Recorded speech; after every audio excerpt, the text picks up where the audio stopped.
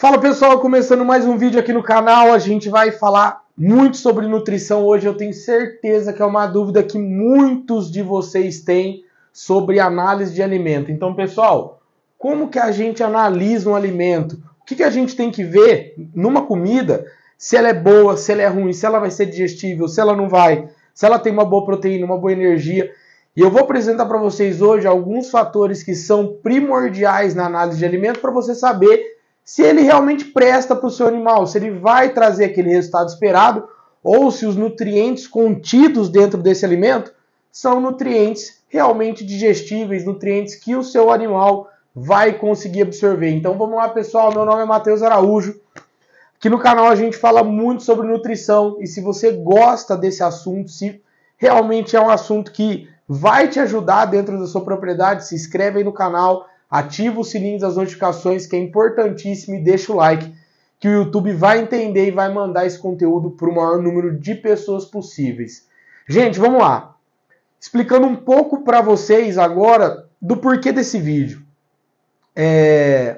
Um cliente meu da consultoria me mandou uma análise de um alimento que ele tem disponível na região dele, lá do Pará, e ele falou assim, não, Matheus, é muito bom, não sei o que, vamos usar, todo mundo usa, como que a gente pode usar, como que a gente pode fazer com essa comida?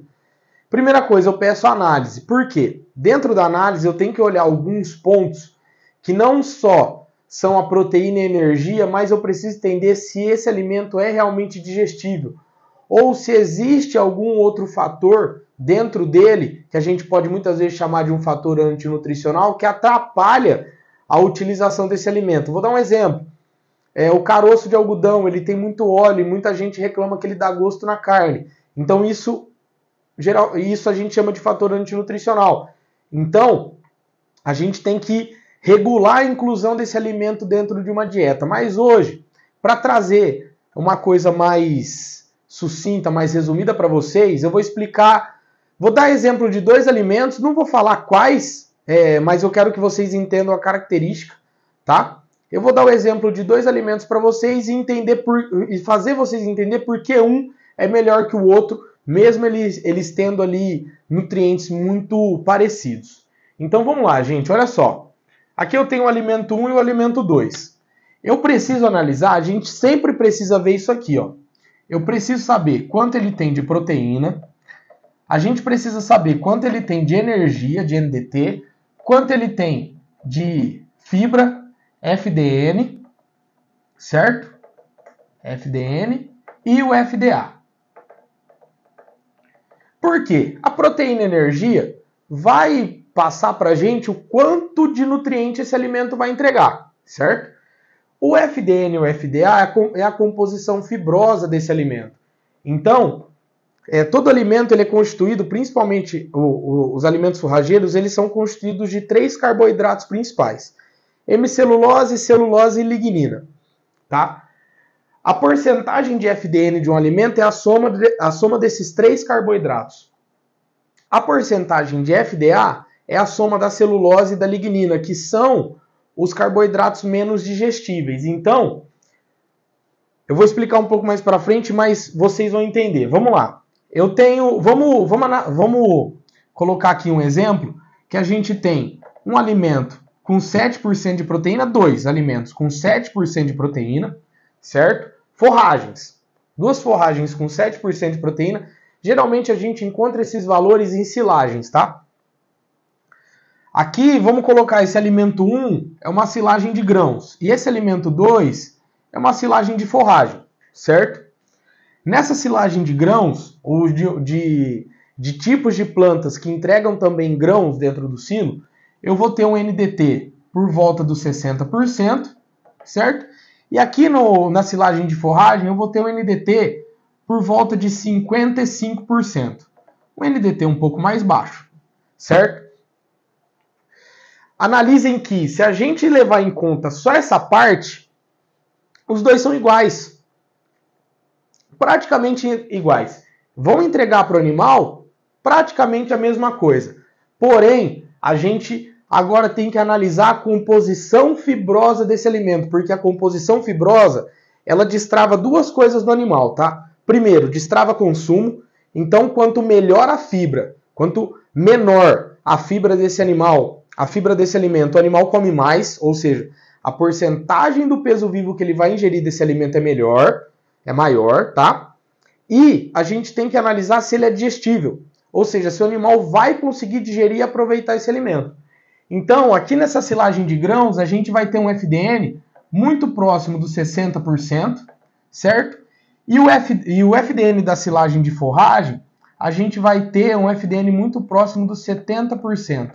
É claro que, se a gente pega a literatura, a silagem de forragem não chega nesse patamar. Qual que é o problema? A grande maioria de vocês não respeita o momento certo de se cortar a planta. Deixa ela acumular muita altura, ou seja, acumular fibra, aumentar a sua porção fibrosa, para aí sim ela dar volume e fazer a ensilagem dela. Isso é um prejuízo. Aqui, o FDA desse material vai estar por volta dos 40% da silagem de grãos e o FDA da silagem de forragem por volta dos 50%. Gente, analisem só.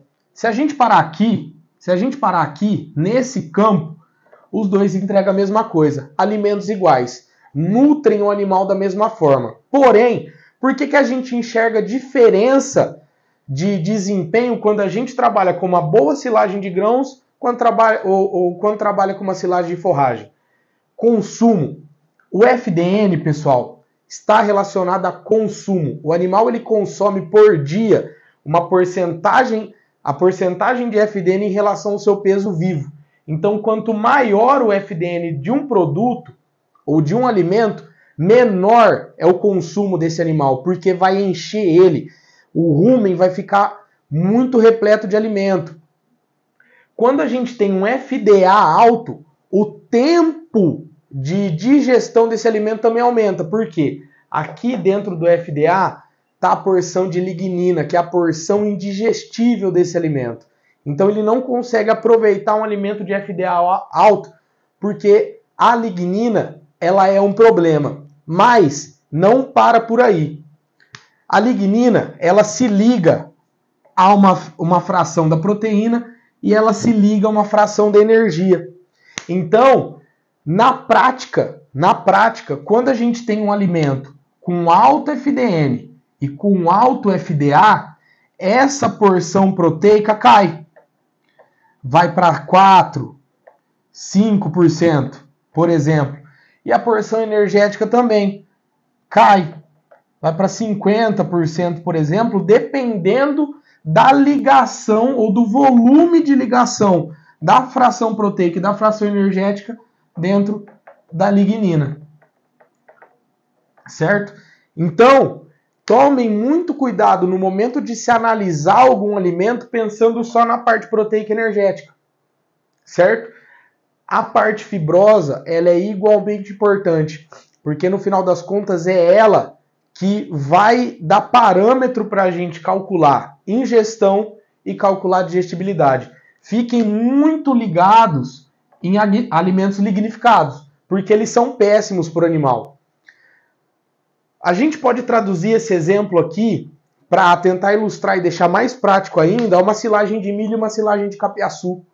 As duas entregam proteína basicamente na mesma quantidade. As duas entregam energia praticamente na mesma quantidade. Porém, a gente tem uma diferença fibrosa muito violenta, que vai fazer, numa silagem de capiaçu, por exemplo, o animal comer menos e, além disso, entregar menos nutriente, porque a digestibilidade do produto é uma bosta.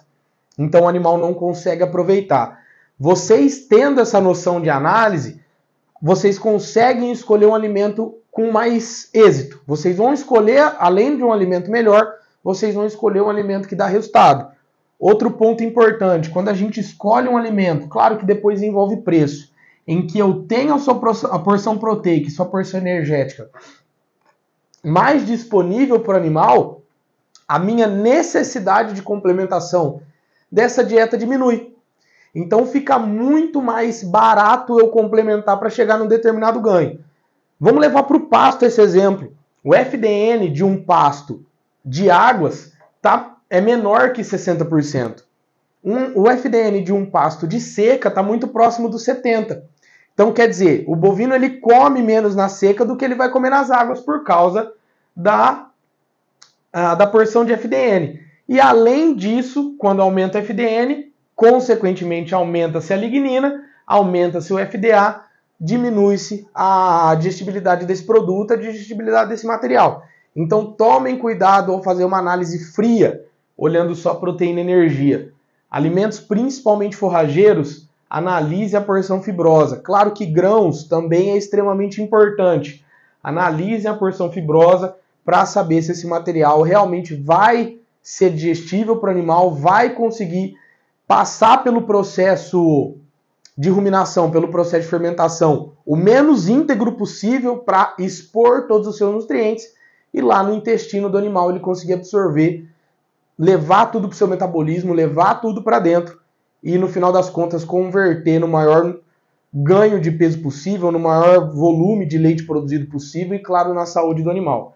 Então, dessa forma, analisando proteína, analisando energia e complementando essa análise com o FDN e o FDA, você tem uma análise muito mais repleta, uma análise muito mais embasada se aquele alimento é de qualidade ou não para o seu animal. Beleza, pessoal? Se gostaram da dica, mais uma vez, se inscrevam no canal, deixa o like, é importantíssimo para o vídeo, importantíssimo para o canal crescer e para a gente levar informação de qualidade aí para vocês aqui no YouTube, beleza? Um abraço e até o próximo vídeo.